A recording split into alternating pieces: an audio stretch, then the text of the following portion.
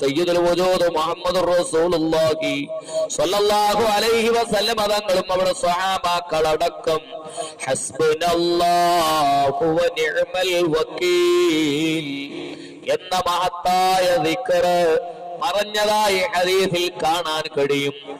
പ്രിയപ്പെട്ട മുഅ്മിനീങ്ങളെ, നമുക്കും ധാരാളം പ്രയാസങ്ങൾ വരുന്ന സമയത്ത് ഈ ദിക്ർ പതിവാക്കിയാൽ എല്ലാ പ്രയാസങ്ങളും അകലുകയാണ്.